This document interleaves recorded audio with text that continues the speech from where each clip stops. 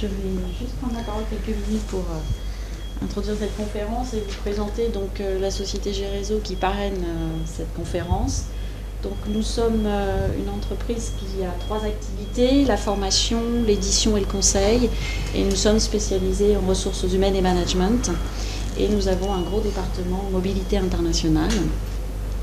Et donc en lien avec le thème de cette conférence, également un nouveau stage donc qui correspond exactement au sujet, dont le titre exact, comme c'est nouveau, et je l'ai pris sur le...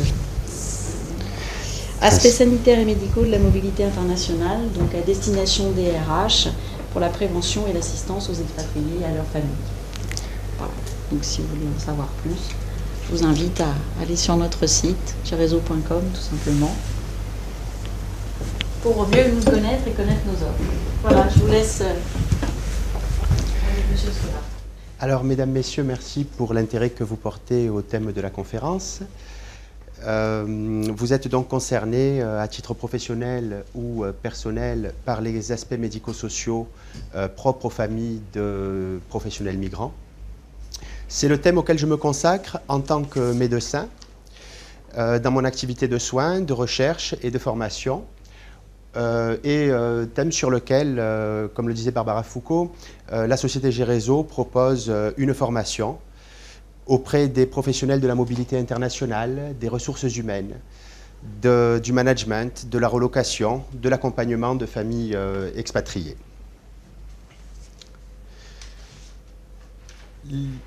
L'expatriation devrait connaître l'expatriation pour motif professionnel devrait connaître une augmentation de 50% d'ici 2020, contre 25% durant la dernière décennie, avec notamment un doublement du nombre de femmes. Outre cet aspect quantitatif, le profil des nouveaux salariés migrants a bien changé. L'expatriation constitue toujours une aventure, mais le profil des nouveaux expatriés a bien changé et est beaucoup moins aventureux.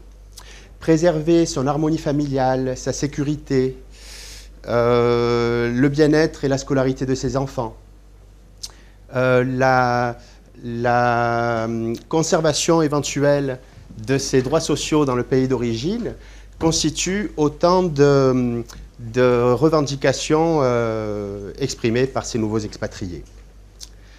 Donc, si une expatriation, un départ à l'étranger constitue toujours sa part de risque et de mystère que l'employeur ne peut maîtriser à 100%, les nouveaux expatriés ont des attentes beaucoup plus précises qu'auparavant quant à la garantie de ces risques. Car ces risques existent.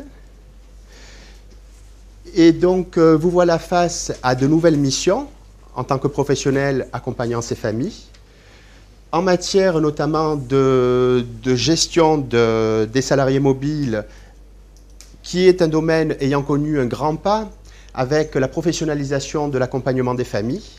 Et on sait que ces familles ont 4 préoccupations principales qui sont l'hébergement, la scolarité des enfants, les questions administratives de visa, de banque, d'assurance et les questions de santé et de sécurité. Alors, ce dernier point, qui n'est pas des moindres, celui de la santé, apparaît ici en couleur moins contrastée. C'est fait exprès. C'est qu'en fait, c'est un thème qui est souvent difficile à aborder. D'une part parce qu'il est très peu documenté. Dans la littérature médicale, on trouve très peu d'approches médicales plaçant au centre le statut d'expatrié. Et par ailleurs, ce thème, celui de la santé et du bien-être des familles de salariés migrants, constitue un certain tabou. Et une certaine omerta existe au niveau des entreprises dans la mesure où les situations de mal-être en expatriation peuvent avoir des conséquences sur le groupe, la communauté expatriée, l'équipe professionnelle. Et cela est lié au fait que le bien-être des familles influe sur l'efficacité du salarié et son humeur au travail, donc sur ses performances professionnelles et la convivialité au sein de l'équipe, donc sur la productivité de l'entreprise et son image. Par transitivité, vous admettrez que le bien-être des familles joue donc sur le succès de l'entreprise. Il n'est donc plus question d'improviser ces questions de bien-être des familles expatriées et les objectifs qui devront se fixer une fois cette expertise développée seront d'intégrer dans la politique RH des entreprises une démarche d'information sur les questions médicales qui touchent les familles expatriées, des actions de prévention, ne pas négliger cette prévention, c'est un comportement assez habituel chez les migrants, et être capable d'assurer une assistance médicale aux salariés et de l'organiser. Autre objectif, il s'agit d'évaluer les risques spécifiques de ces familles. Ne pas se trouver face à eux et improviser. Les conséquences, je les vois régulièrement dans mon cabinet, peuvent être parfois très douloureuses. Il s'agit donc d'anticiper l'accès à une offre de soins adaptée au profil des expatriés et adaptée aux risques liés au pays d'accueil. Donc d'établir des mesures préventives et être prêt en situation d'urgence à avoir des plans d'action. En somme, de favoriser la sécurité et le bien-être des collaborateurs étrangers et de leurs familles. Ces familles expatriées sont face à des problématiques médicales nouvelles dans leur vie, à partir de leur installation dans le pays d'accueil. L'expatriation a des conséquences sur la santé à plusieurs niveaux, de façon qui peut s'exprimer ou pas, qui peut s'exprimer par des symptômes ou pas, donc être ressenti ou ne pas l'être, qui peut faire l'objet de consultations médicales ou pas, qui peut être ressenti comme désagréable ou ne pas l'être, et qui a quand l'expression symptomatique existe, elle est très polymorphe, pouvant toucher tous les organes, le plus typiquement des troubles digestifs. On a également des troubles du sommeil, des troubles de l'humeur. Et puis le fameux trauma migratoire qui ne concerne pas que les migrants de contrainte, mais également les migrants professionnels, souvent indûment considérés comme privilégiés, alors qu'eux-mêmes présentent une certaine vulnérabilité. Cet impact de l'expatriation sur la santé a des répercussions sur la qualité de vie, au niveau du couple, au niveau de la famille, au niveau de la vie sociale, au niveau de la vie professionnelle et au niveau de la vie scolaire pour les enfants. Une autre des spécificités médicales de ces expatriés est l'exposition à certains risques bien spécifiques, ceux liés au statut de migrant, que je décris en 2 heures lors du stage de 2 jours organisé par GRESO, sur lequel je ne pourrais m'étendre ici.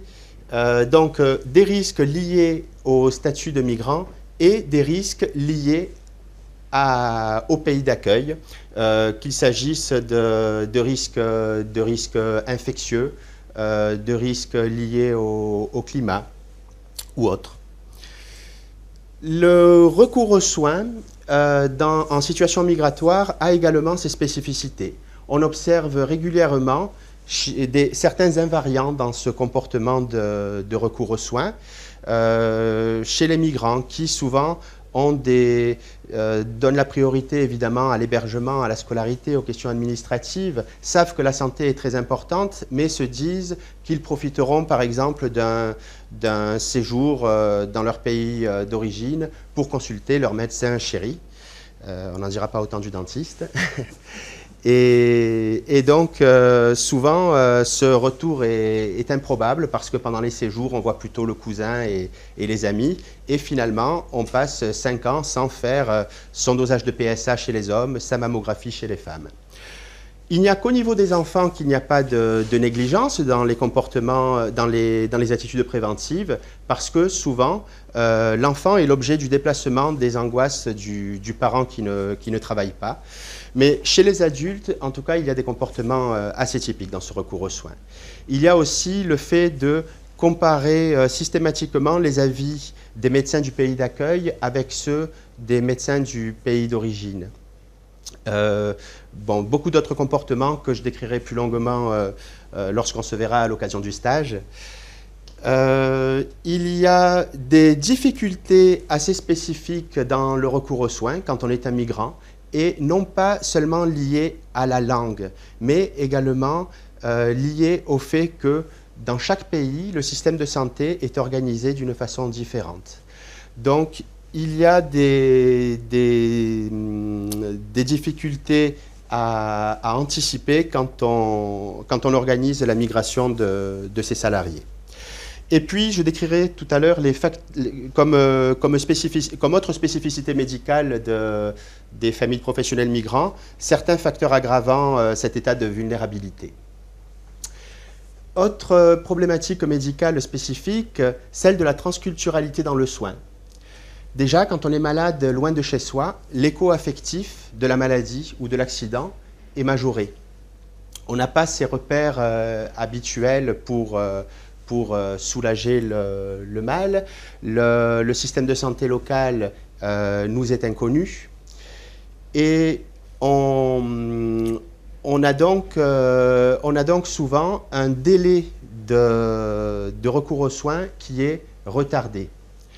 On a souvent des éventuelles incompréhensions entre patients et soignants, non pas seulement liées à la langue que j'ai citée en dernier, mais liées à la différence de culture entre soignants et patients.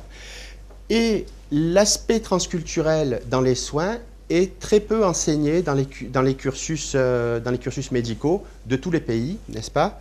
Vous admettrez que selon sa culture, on a une représentation différente du corps, de la santé, de la maladie, de la féminité ou de la virilité, de la sexualité, de la maternité, de l'enfance, du deuil, du traitement, de la relation médecin-patient.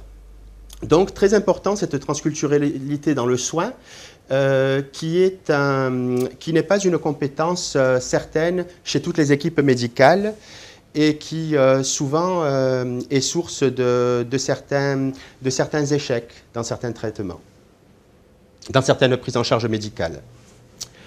Pour chaque membre d'une famille de professionnels migrants, il y aura des besoins spécifiques. Le collaborateur étranger, il a besoin d'un suivi de médecine du travail, mais ce suivi-là ne consiste pas à soigner le patient, mais seulement à vérifier son aptitude au poste. Ça peut quand même être l'occasion de repérer certaines maladies, d'initier une prévention qui aurait été négligée par le patient.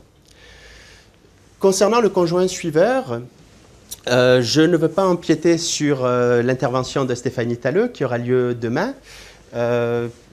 Stéphanie Talleux, donc, qui est auteure d'un livre issu d'une recherche très approfondie sur la condition du conjoint suiveur et que je félicite d'avoir brisé justement le tabou des questions de bien-être du conjoint en expatriation. Et j'ai eu le plaisir de participer à son livre. Alors, concernant les enfants, je ne peux pas dire que j'ai observé de négligence. Au contraire, souvent dans ces familles-là, les enfants sont surmédicalisés parce que, comme je vous disais, un déplacement des angoisses du conjoint suiveur, surtout s'il ne travaille pas, s'opère.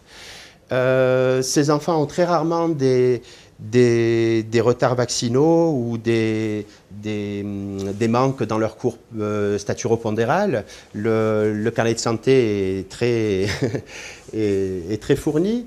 Par contre, souvent, la consultation de l'enfant est l'occasion de prendre en charge le conjoint suiveur, qui vit un certain isolement lorsqu'il est exposé aux situations de mal-être, parce qu'il lui est difficile de s'exprimer à l'intérieur de la communauté expatriée. Il lui est difficile de trouver une écoute compétente parmi les soignants sur les questions transculturelles, et puis des interlocuteurs ayant connaissance de la condition du conjoint suiveur.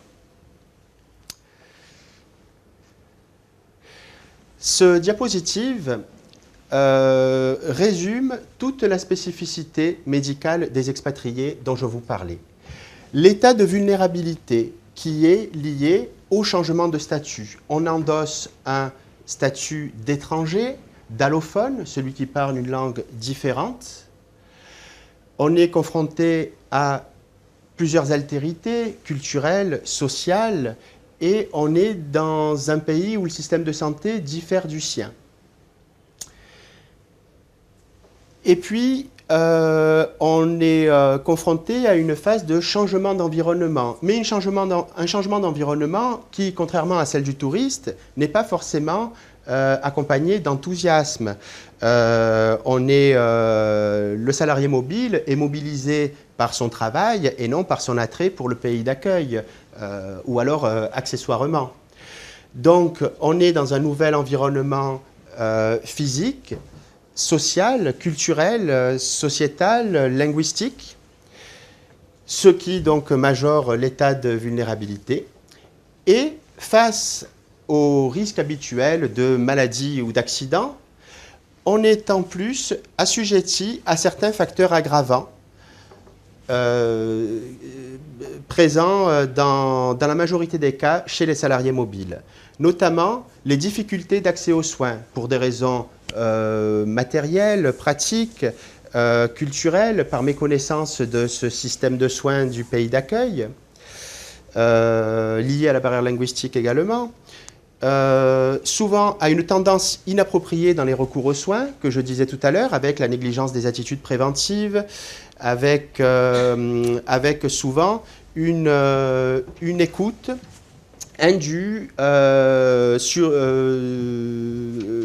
envers les réseaux. Je m'explique. À l'intérieur des communautés expatriées, il existe beaucoup de networking.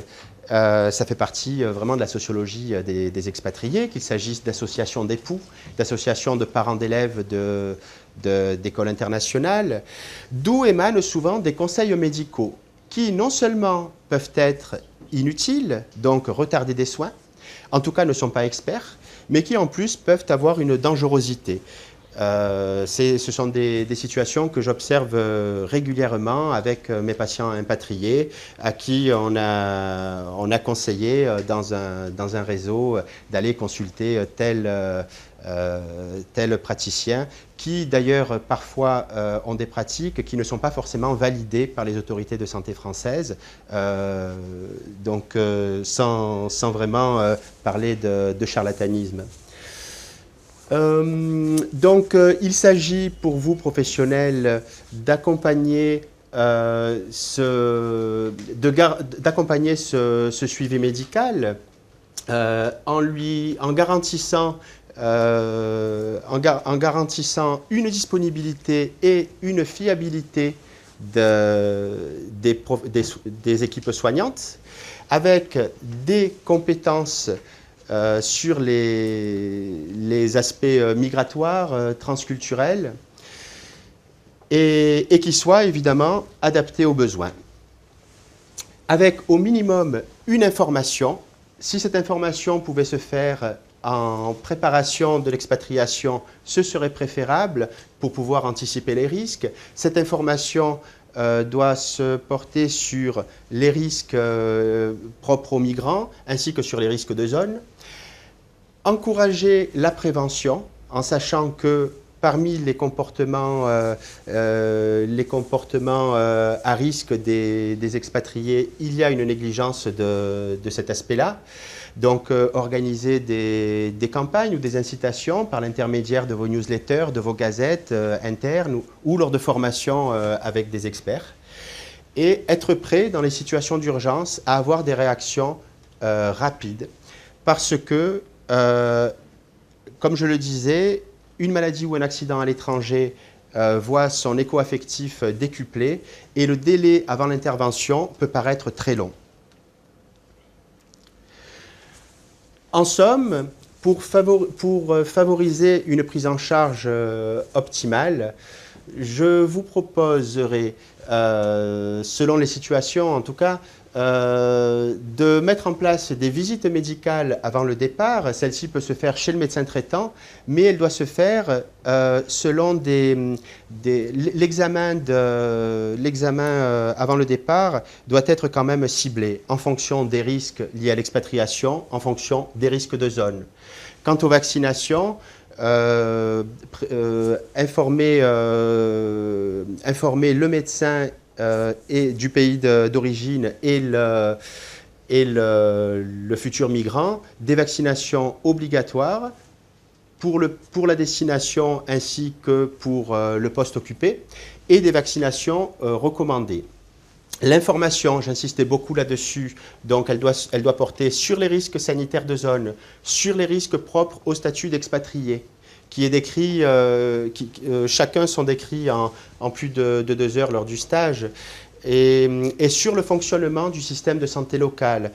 Savoir le rôle du médecin traitant dans ce pays, savoir quelle attitude avoir dans le pays d'accueil, savoir quelle attitude avoir dans le pays d'accueil en situation d'urgence, connaître les conditions de délivrance des médicaments. Et puis, se protéger de pratiques charlatanesques selon les pays, ou pas forcément charlatanesques, admises culturellement dans le pays, mais en tout cas non validées par les autorités de santé du pays d'origine du migrant.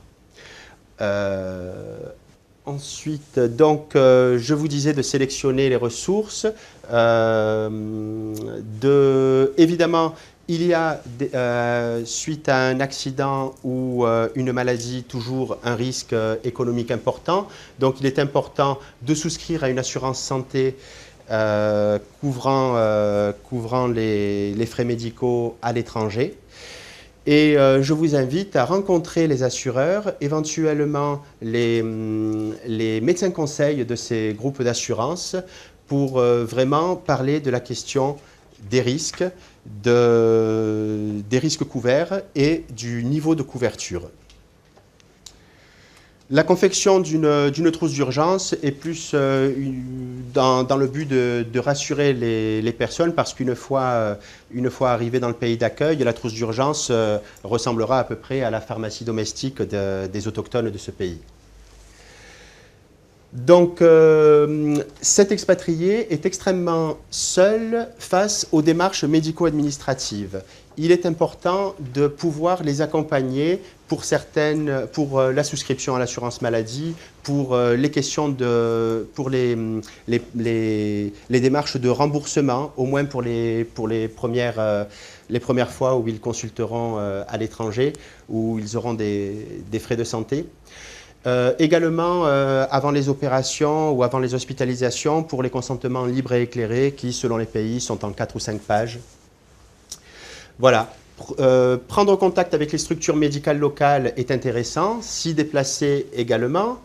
Voilà, également avec les autorités sanitaires locales et consulaires du pays d'origine.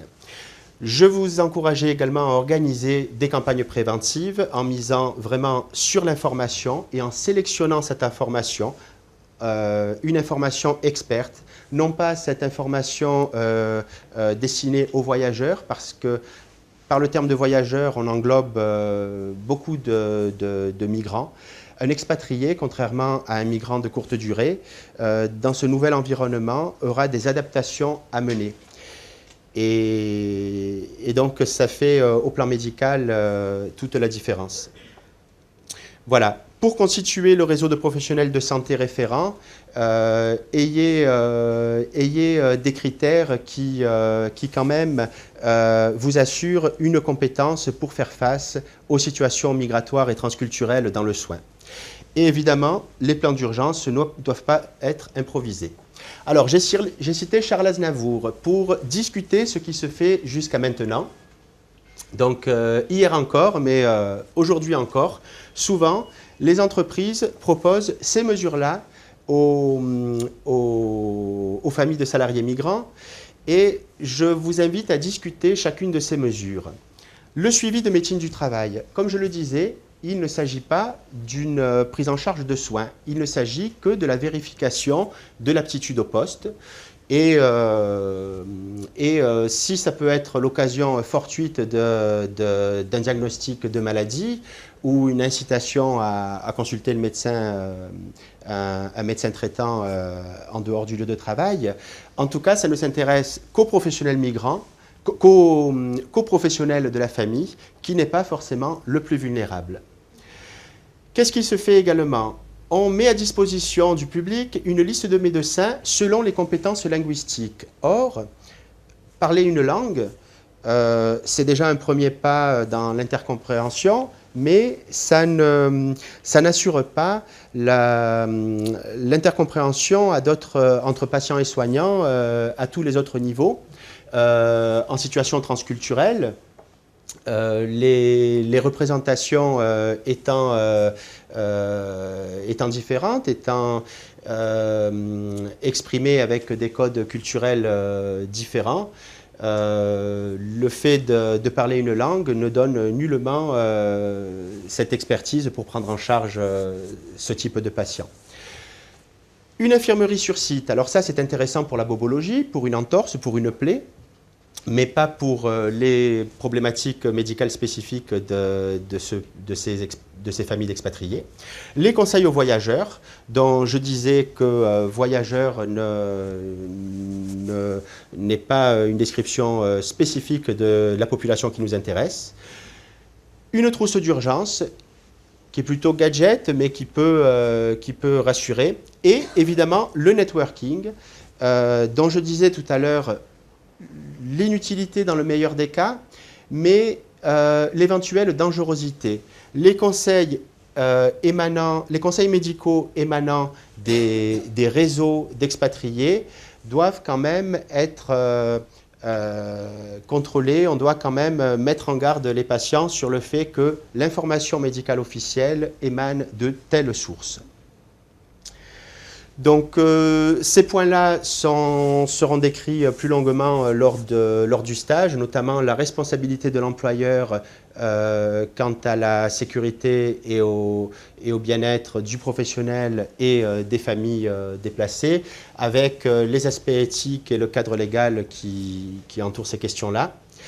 Évidemment, l'employeur est toujours confronté aux difficultés d'évaluation des besoins, parce que ce sont des questions difficiles à aborder, qui sont tenues à une certaine confidentialité, au secret médical.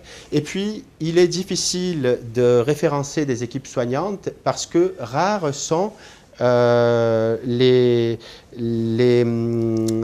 compétences médicales préparant aux situations migratoires et transculturelles. Donc, il est difficile de lire sur le curriculum vitae d'un médecin s'il est apte ou non s'il est plus ou moins apte à prendre en charge ces populations. Voilà, donc autre problème, la rareté des compétences, mais également au niveau des services de ressources humaines, dont les spécialisations en mobilité internationale se développent de plus en plus, et avec la prise en compte dorénavant des questions de bien-être de façon plus experte. Voilà, je vous demande de bien retenir la notion de spécificité médicale des familles expatriées. Cette spécificité qui se situe au niveau des risques propres au statut d'expatrié, au niveau des risques de zone, au niveau des comportements éventuellement dangereux dans le recours aux soins, et au niveau des difficultés dans le recours aux soins. L'état de vulnérabilité qui ne touche pas que les migrants de contrainte, mais également les migrants professionnels. La notion de transculturalité dans le soin qui ne s'improvise pas et qui doit être une de vos préoccupations quand vous organiserez le référencement de partenaires médicaux. Et le maître mot, l'anticipation. L'anticipation de l'information, de la prévention et de plans d'urgence. Voilà, pour conclure, je pense que l'expertise que nous proposons de développer auprès des professionnels des ressources humaines, du management et de tous les autres professionnels impliqués dans la gestion des familles de professionnels migrants, cette expertise-là doit au moins permettre de valider la notion de spécificité médicale de ces expatriés. C'est tout le sens actuel de mes travaux de vulgarisation, où j'essaie de développer un savoir objectif prouvant cette spécificité et de mener une action de sensibilisation autant auprès des professionnels de santé que des professionnels non médicaux pour mutualiser nos compétences et finalement aboutir à une professionnalisation et une spécialisation de la prise en charge des familles de professionnels migrants pour que finissent l'improvisation et les conséquences médicales si graves. Merci pour votre attention.